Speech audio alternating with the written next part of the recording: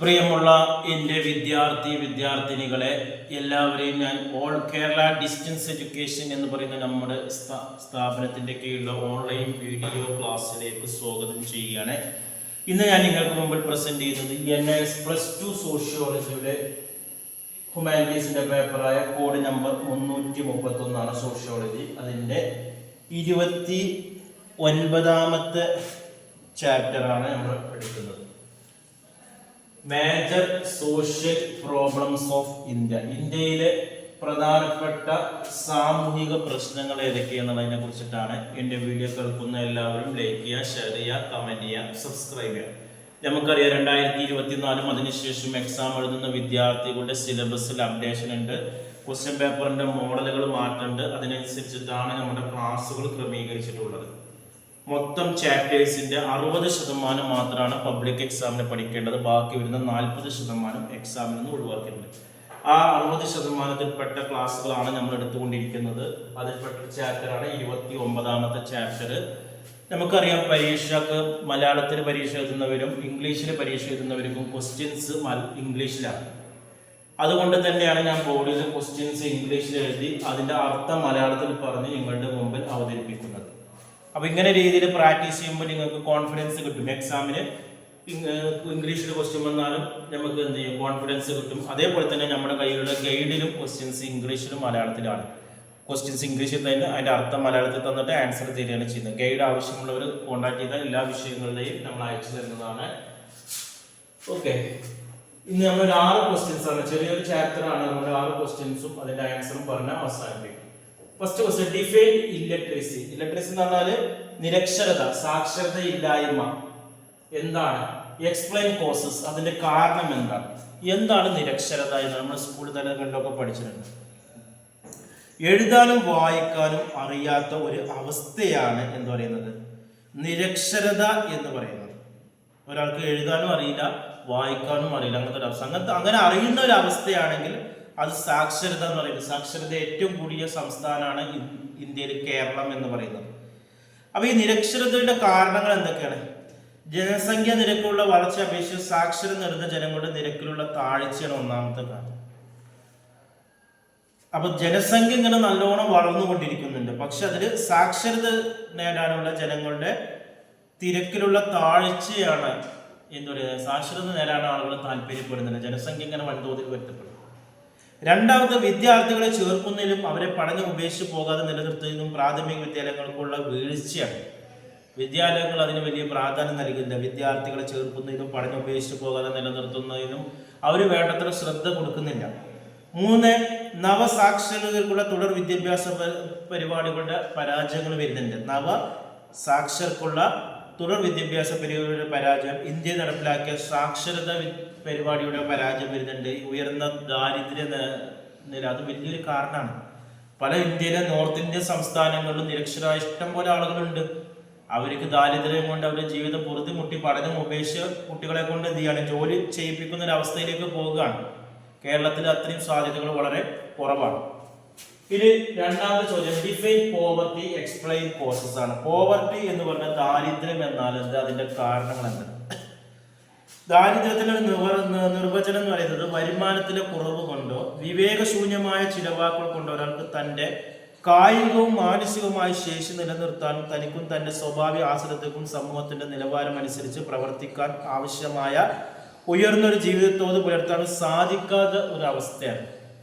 ഒരു വ്യക്തിയുടെ ശാരീരികവും മാനസികവുമായ താല്പര്യങ്ങൾ അദ്ദേഹത്തിന് സംരക്ഷിക്കാൻ പറ്റാത്ത ഒരു അവസ്ഥ വരികയാണ്.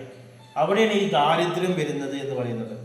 അവന്റെ നിത്യജീവിത ഉപജീവന മാർഗത്തിന് ആവശ്യമായ സാമ്പത്തിക നില ഇല്ലാതാകുമ്പോഴാണ് അവൻ എന്ത് ചെയ്യുന്നത്, ദാരിദ്ര്യത്തിലേക്ക് വരുന്നത്. അതിന് പല കാരണങ്ങളും ഉണ്ട്. ഒന്ന് പറയുന്നത് ഈ പറയുന്ന ജനസംഖ്യ വളർച്ച ഒന്ന് കാരണമാണ്. ജനസംഖ്യയുടെ അമിതമായ വളർച്ചകൾ എല്ലാവർക്കും തൊഴിൽ കിട്ടണമെന്നില്ല, അത് ദാരിദ്ര്യത്തിന്റെ കാരണമാണ്. പിന്നെ മനുഷ്യ മൂലധനത്തിന്റെ അപര്യാപ്തതയാണ്. ഇന്ന് പല നോർത്ത് ഇന്ത്യൻ സംസ്ഥാനങ്ങളിലും കേരളത്തിൽ തെക്കേ ഇന്ത്യൻ സംസ്ഥാനത്തിൽ കൊടുക്കുന്നത് പോലെയല്ല കൂലി കൊടുക്കുന്നത്. ഇവിടെ നല്ല പൈസ കൊടുക്കുന്നുണ്ട് തൊഴിലാളികൾക്ക്. അതുകൊണ്ടാണ് ഈ ബംഗാളികളും അതേപോലെ തന്നെ നോർത്ത് ഇന്ത്യയിലെ ആസാമുകളൊക്കെ ഇവിടെ വരുന്നത്. കേരളത്തിൽ ജോലിക്ക് വരുന്നത് അവിടെ കുറഞ്ഞ കൂലിയാണ്. അതുകൊണ്ട് അവരുടെ ഉപജീവന മാർഗങ്ങൾക്ക് പ്രയാസം വരുന്നുണ്ട്. അതേപോലെ തന്നെ അല്പമാത്രമായ വികസനം വരുന്നുണ്ട്. മൊത്തം ദേശീയ വരുമാനം താഴുകയും ഉപഭോഗത്തെ പരിമിതപ്പെടുത്തുകയും ചെയ്യുന്നുണ്ട്. പിന്നെ അസമത്വം വരുന്നുണ്ട്.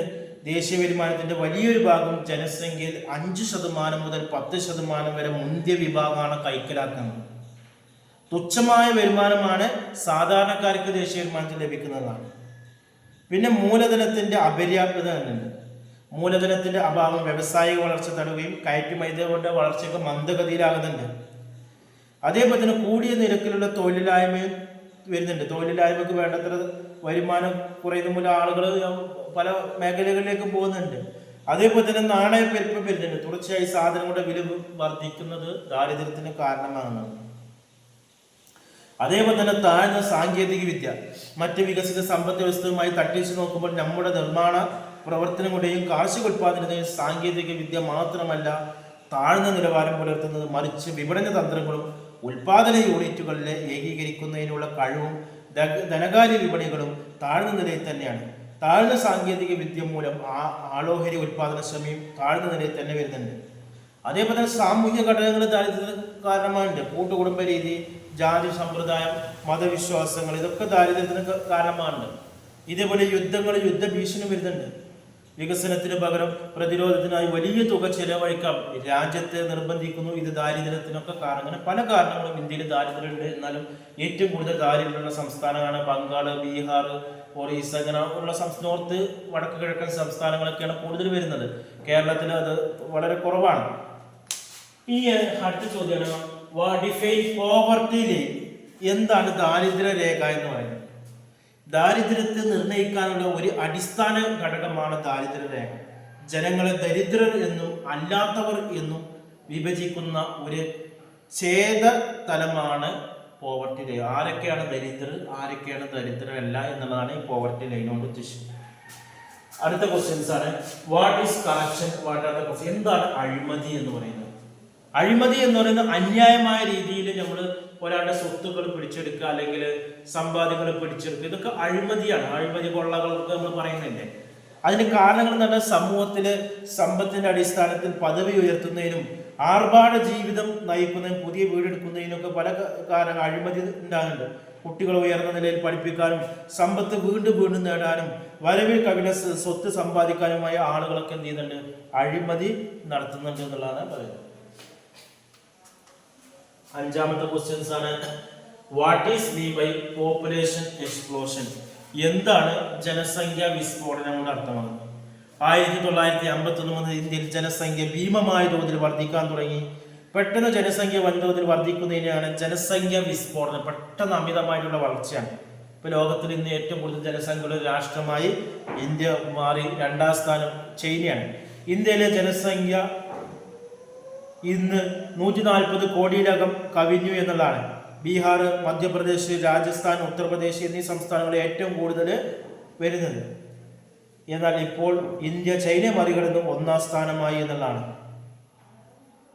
ഇങ്ങനെ പോയാൽ ഇന്ത്യയുടെ ജീവിതം ദുസ്സഹമാകും എന്നുള്ളതാണ് പറയുന്നത്. അടുത്ത ലാസ്റ്റ് ചോദ്യമാണ് what are the socio economic problem related to population explosion.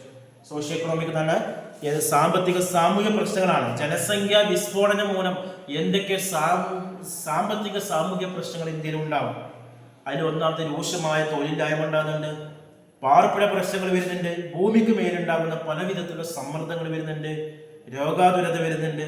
നിരക്ഷരായ ആളുകളുടെ വർധന വരുന്നുണ്ട്. പട്ടിണിയും ദാരിദ്ര്യം വരുന്നുണ്ട്. അതേപോലെ തന്നെ ജലദൗർബല്യം വരുന്നുണ്ട്. വികസനമില്ലായ്മ വരുന്നുണ്ട്.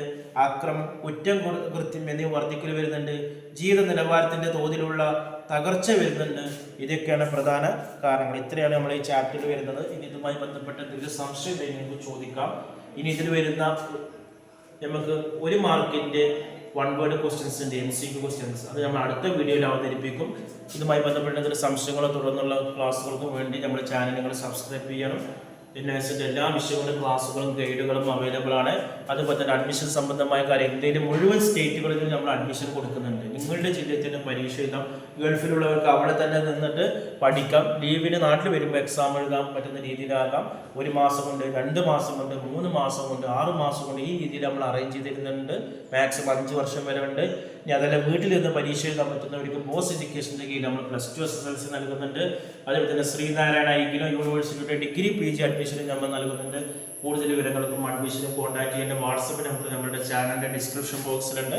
അതിൽ നിങ്ങൾ കോൺടാക്ട് ചെയ്യുക 9037114679. Okay, thank you.